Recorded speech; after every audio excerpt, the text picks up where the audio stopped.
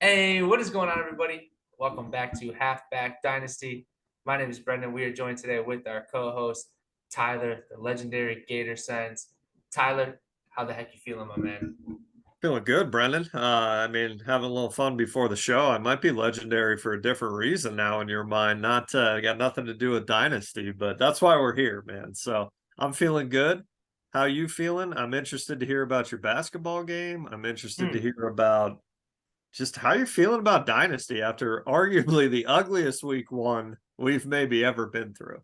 hmm It did seem very anticlimactic. Um, the good news is, throughout my 5 Dynasty leagues and my 3 redrafts, I went 7-1 week one, which was great. We could definitely break down the details in a minute. In terms of basketball, I got to play in that super dope uh, 17th floor basketball court in a new high rise, new building that went up in the West Loop. For those of you in my local area, 167 North Green Street. Building got put up and renovated a year or two ago, and that was all the craze in the neighborhood. Finally got there, played some pickup ball, was very rusty, but it was fun, man. And it's cool just getting out there, chilling with people, saying what's up. Got to actually talk a lot of football with those guys as well. It seems like everybody's in fantasy football nowadays, brother. It seems like it's more involved. People are more involved with fantasy football than they are with the NFL. I don't know. Oh, 100%. The only reason why I will always stick to this is a claim I will always support. The NFL is so big because of fantasy football or Mhm. gambling in general. Without gambling, it wouldn't be as big.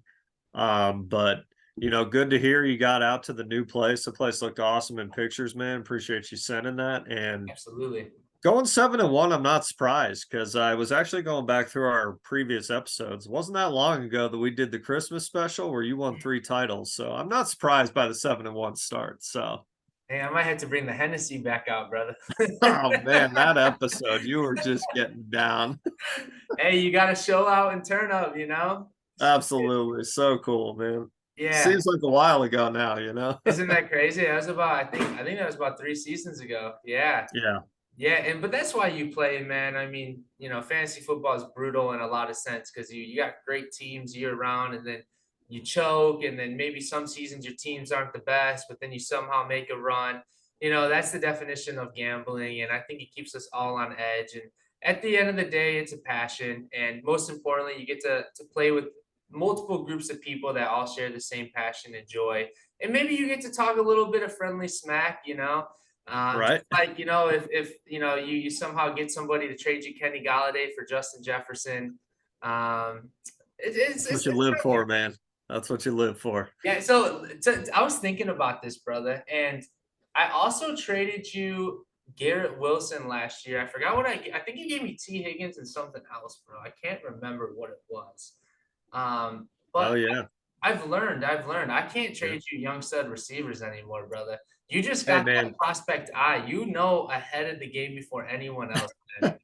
it's always a gamble making any deal in Dynasty because I've had this conversation with people in our leagues where it's just like it doesn't matter if it's a good trade, bad trade. 90% of the time, you're going to look at it and be like, I wish I didn't make that trade. Yep. The Jefferson trade is one of the few that I've never looked back on and been like, Uh-huh. I shouldn't have done that. Or like, there's that little bit of like Mhm, disappointment. Even when you make a great trade and you maybe trade a guy you really like, there's mhm, like 2 weeks later, you're like, man, I wish I wouldn't have made that trade? mhm, So mhm. that's all part of it. That's what makes Dynasty so fun to me is when you move any player, good or bad, getting them back is going to cost you twice as more as when you traded them. So hold the people you like within reason. I'm a pretty firm believer that, everybody shouldn't be untouchable, but, to what you just said about Jefferson, I'm not sure what anybody could offer me that I would trade Justin Jefferson. I just don't see the point?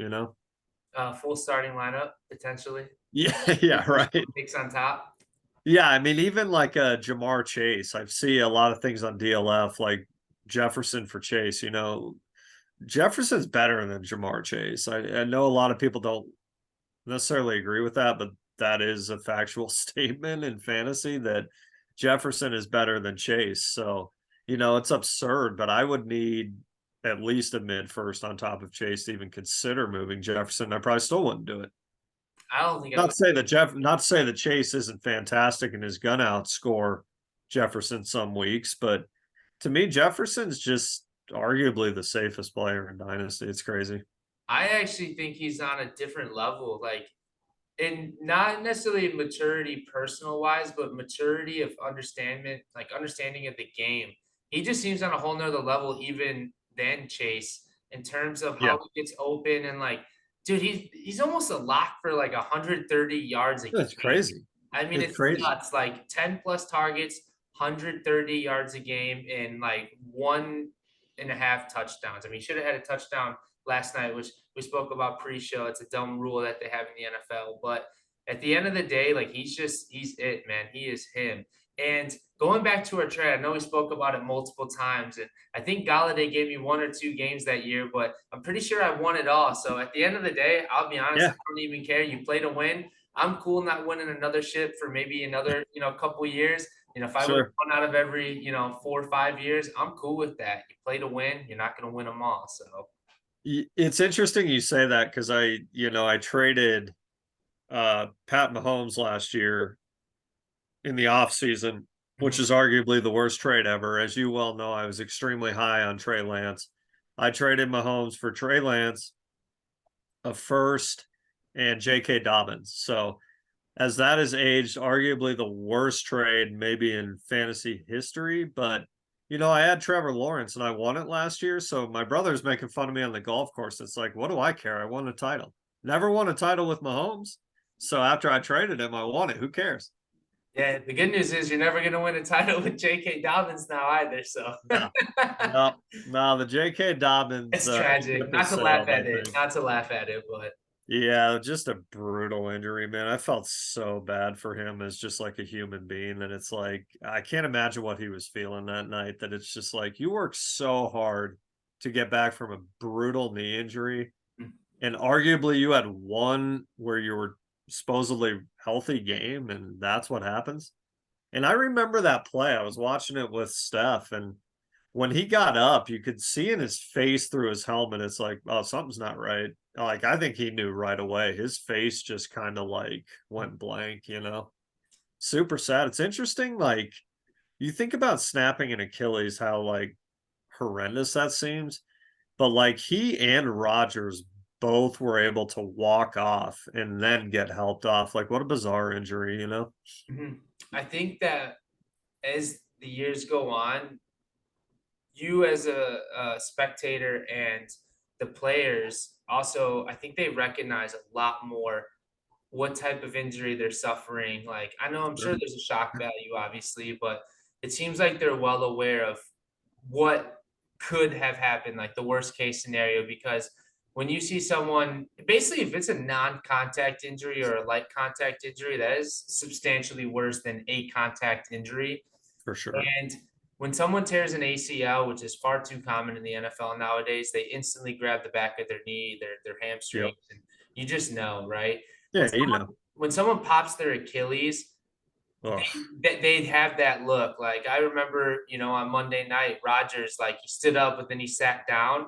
He just had just like a dead look inside, like his soul Yeah. like left his body, and like he just knew like, Oh yeah. oh man, this isn't good. Same with Dobbins, like they just know, man, and like that is the worst injury in fantasy football. Obviously there's a lot way worse things that could happen, but in terms of affecting your career, like Oh, in terms of like an brutal. on-field injury, like yeah, I don't think Dobbins will be able to bounce back. I don't think Rodgers will be able to bounce back. Unfortunately, Dobbins had so much talent, but just couldn't stay healthy. And it's not his fault per se, but at the end of Is the what it day, is. Yeah. yeah, some people they get a great timeline and a great course throughout their career. Others suffer, substantially, and you can only feel for them and whatnot. But let's talk about the Ravens running back group. I mean, every waiver wire pickup in Dynasty, if he wasn't taken in redraft, was Justice Hill. I saw so many people dropping half of their waiver wire bucks, and I can't help but to think that is such a mistake, brother. I Yeah. don't think Justice Hill is the guy. They have Melvin Gordon on the practice squad, which I think they're elevating. I would rather trust Melvin Gordon if I'm being honest, even though I know he's just like 30 at this point. But Justice Hill literally was just averaging just above 1 yard per carry, man. I mean, he is not Yeah. the guy. He is not the guy. Yeah, and I don't think anybody will be the guy. That'll just be the new. There'll be three or four guys. There'll be Gus Edwards will get touches, Hill will get touches, Gordon will get touches. You just avoid that backfield. Mm-hmm. And I pointed it out a couple times, responding to some posts and stuff that Justice Hill had 12 points total and scored 2 touchdowns, which means he had 0 points on yards. If you think that is at all sustainable, Bad. I think, yeah, Justice Hill is small. I think it's risky, but the reality that I kept telling people is I would assume Lamar Jackson is just your goal line running back now. That, Mm-hmm. it's kind of like Josh Allen in Buffalo last year. Every time they were on the goal line, it was going to Josh Allen if they're going to run it. So Mm-hmm. I think, yeah, I mean, I get it in leagues like our big league where there's literally nothing on waivers that, if Justice Hill happened to be out there, sure, throw some money at him and hope. But the reality is you're not going to start anybody in that backfield because you're never going to know who it's going to be. And chances Hey, are all of their stats are not going to be good fantasy wise.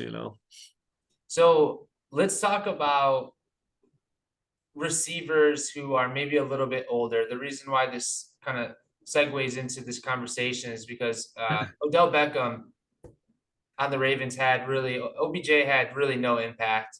I started him week 1 in one of my leagues, a Yeah. redraft league.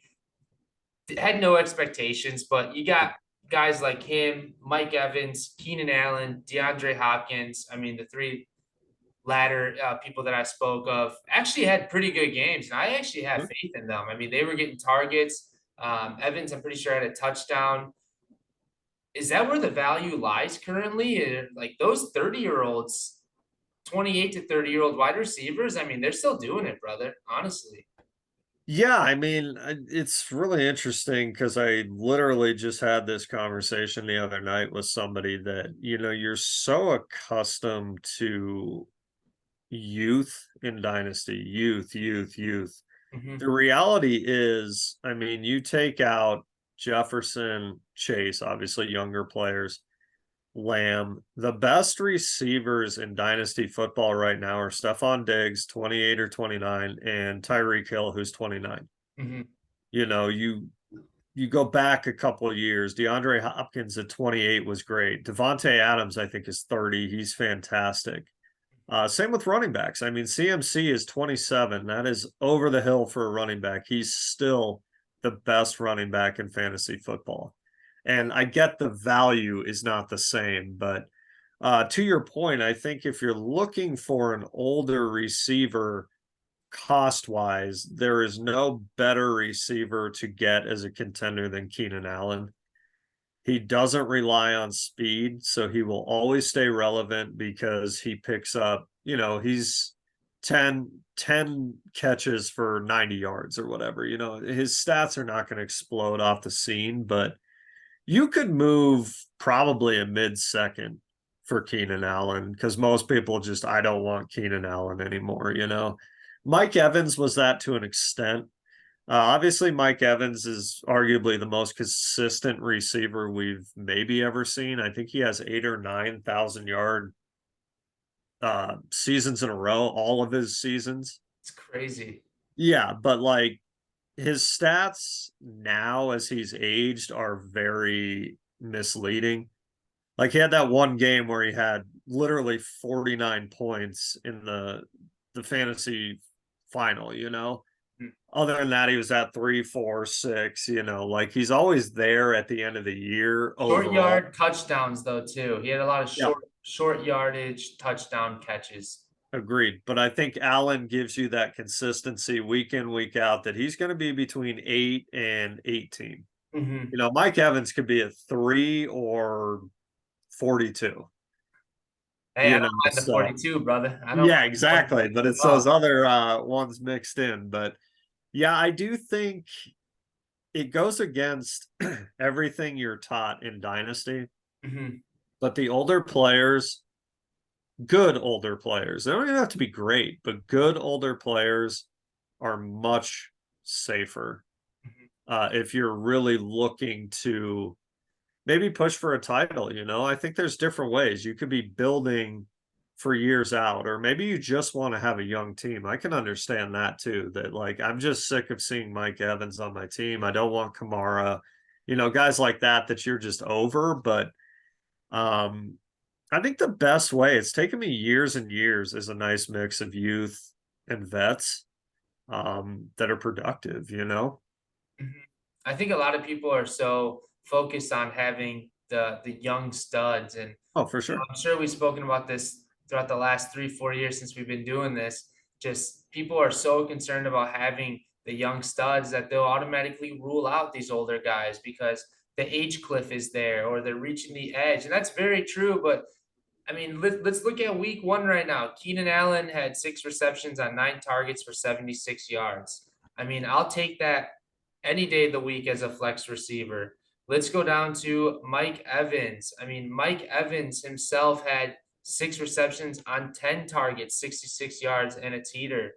You know what I Yeah. mean? Like that right there is bread and butter to a roster. And I'm sure you could send out picks or trades for in any league, a second round pick of yours for these guys. And I'm sure half these people would Oh, accept. absolutely. And at the end of the day, I mean, that's production that it's cheap production. I mean, I It probably could is. have gotten DeAndre Hopkins for like a third round pick before the season.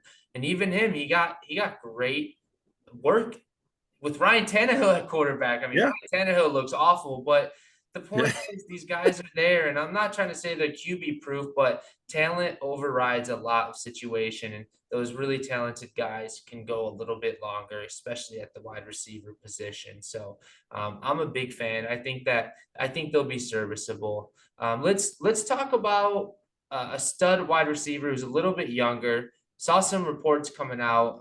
AJ Brown on the Eagles was not happy with his production. Do you like seeing that? Apparently, he was mouthing off to Hurts a little bit on the sideline. Obviously, they won the game, but he was a little bit salty. He didn't get the ball as much as he thought he was. He should have. Granted, I don't know the exact conversation. This is all sideline talk from a spectator's point of view. But is that good for the team? Is that bad for the team? What are your thoughts? I I think it could go both ways. I think in a game like that, AJ Brown has to realize you're running the football into the ground. You're easily winning the game by running it. Like not you're not going to get, you know, 180 yards every game, like some of that's game script, some of that's just that it was a successful night for Swift. So, Mhm. yes and no. I don't think last night that was a good look because, you're getting into kind of prima donna wide receiver territory there. Like your team's up by 3 touchdowns, and what are you mad about? Like you should be happy you're winning. Mhm. That to me showed that AJ Brown was concerned about his stats. Because on the other side, the best receiver in the NFL is balling out. You're Mhm. supposed to be near his category and you're not doing anything. So Mhm. I don't think AJ Brown would have done that had Jefferson, Chase, Tyreek Hill, Stephon Diggs not been on the other side. If it was just another game with, if it was the Patriots wide receiver core, no offense to them, but Mhm. there's nobody like that on the other side. I see AJ both Brown was sides. getting absolutely shown up by Justin Jefferson, and I think that played Mhm. into that. And the reality is, I'm not sure many people will appreciate this statement, but uh, I'm in ways I don't know if AJ Brown's even the best receiver on his team. Devontae Smith looks good, brother. Yeah, like Looks good. Smith is a very, very good receiver. Mhm. So, some nights it's going to be your night as Brown, other nights it's not. But no, I didn't think last night was a good look. If you're losing by 3 touchdowns, I think it's different. Mhm. Like, give me the ball, dude. But you were dominating that game as a team. What are you not happy about?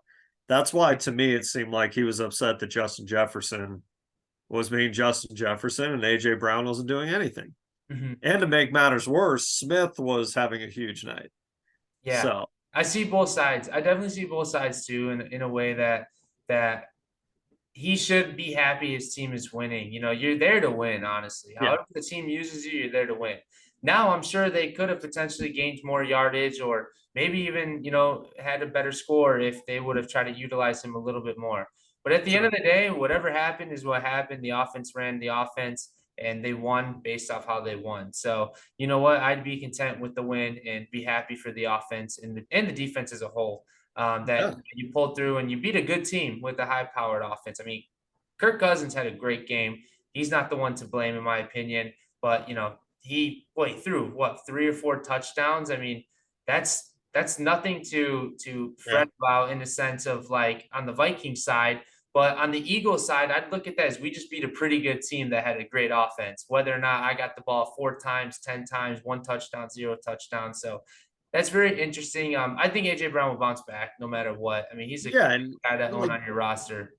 and Brown's not. I think the other thing, Brown is not a first or second year player. Like Brown should be mature enough at this point that, like, dude, Mhm. you're gonna get yours. You'll be fine throughout the season. You're gonna finish with 1,400 yards. Mhm. Like I can even see it slightly more as a rookie second year guy, but like AJ Brown is well past that. He's been in the league for like 4 or 5 years now already. Yeah, Isn't he that should. crazy? I think that was a bad look for AJ Brown. I really do. Yeah. I feel like No, not Hurts. to I say feel like I think I Hurts was brushing him off a little bit. It looked like Hurts I was do like, "Dude, too. what are you talking about?" Like, Yeah, we're up by 3 touchdowns, man. yeah, What do you that was the like? vibe I We're got. running. You seen that too? Like, I felt like Hurts was like, "Dude, just shut up." Yeah, Like totally. stop. Yeah, yeah, yeah. Oh well, then who cares? The Eagles' offense is so potent, it doesn't matter. I mean, dude, AJ Brown's gonna be fine. yeah, He's they're gonna gonna be run just the fine. the score up quite a bit, no matter Yeah, who he'll they're be just playing. fine. And that kind of jumps into DeAndre Swift. I mean, DeAndre Swift. I mean, he got 28 carries, Ooh, 175 yards, a teeter. I mean, this might have been arguably one of his best games in his NFL career. After definitely. hitting a complete doozy in week one rushing attempt, something obviously happened in week one where the coaches weren't comfortable throwing him in there or something, but I don't know how they just flipped the switch and go from giving him 1 carry to 28, brother. I mean, it's just mad. And everyone probably panicked week one in Dynasty. You obviously can't panic. Yeah, I got Swift in like literally 2 Dynasty leagues, almost all my redrafts, and I'm happy I just decided not to do anything with him because he had a phenomenal game in my opinion. He looked kind of electric, honestly, and he almost had a second touchdown, brother. He almost had a second tutty too. So yeah, he looked like a Swift. beast. It was good to see. I mean, you'd like to see Swift. He's so talented. The big thing with Swift, I think that we've seen historically, you got to be a little careful with him. I mean, he's definitely had injury issues in the past. Hopefully, those are behind him because, a lot of people, Swift is kind of like the Miles Sanders crowd that, Mhm, he just needs more work. And mhm. this is what happens when you get more work. So, But he also can't be hopefully, injured. yeah, but hopefully this is a nice start for Swift. He needed a fresh start. Mhm. Hopefully, this is a sign of good things to come. He's a Absolutely. I great think player. it He's a is. very solid skill set. And the zero usage of Rashad Penny shows that they trust Swift a lot. So I'm Yeah, really looking forward to it. All right, let's just we got a couple minutes left. Let's just do some quick. Who would you rather start this week? I'm gonna name off a couple players. You can just let me know who you would prefer to start. Give sweet. a quick sentence on why. Let's look at running backs. We've got Tony Pollard against the New York Jets, or Joe Mixon against a supposedly stout Ravens defense. Got to be Pollard. Mixon looked okay last week, but not great. But Pollard's going to catch a lot of passes, and he's just kind of got that break it to the house opportunity any play. Just more electric, and as Mixon gets a bit older. Absolutely. Yeah, I think Mixon's a type of guy that can throw up big games, but the Bengals looked pretty bad. Looked pretty bad. So Yeah, they did. They really did. and the Cowboys looked very good, very good. Yeah. So we'll see what happens. All right, next up, we've got your boy Calvin Ridley. Does he have another big week ahead of him against Kansas City, or do you think T. Higgins will outscore him against Baltimore after another, again, a very lousy Bengal start? I'm going Ridley. I think you're going to need to score in that game. KC's not quite as potent as they were, but Kelsey will be back. So I'm going Ridley. And with how bad Jamar Chase's stat line was last week, they're going to be forcing him that ball. So I think T. Higgins doesn't get a whole lot of work. Mm-hmm. Excellent, excellent. I agree. I knew really reports were saying he was back ready to rock and he was cooking people, but I just didn't get behind it, and I'm not sure why. All right, The last guy. one. Yeah, he's back, brother. I mean, honestly, the time to trade for him is probably already passed. Last one, real quickly. The New York Giants have an opportunity to bounce back against the Cardinals, which I sure hope. So would you rather start Darren Waller against the Cardinals or Evan Ingram against the Chiefs? Ingram had a pretty solid outing last week. I'll take Ingram. I think he's safer. I think the offense is way better. I think fantasy wise this year, you put in ATN, Lawrence, all those guys. I think the Jags have a chance to be one of the best fantasy offenses. It's a potent offense, brother. You'd love to Yeah, it see really is. how the tables have turned and these Yeah. franchises that were bad are starting to get good. So, Tyler, excellent. Right on the money again with time. Always a pleasure seeing you and talking football. And good luck to everyone.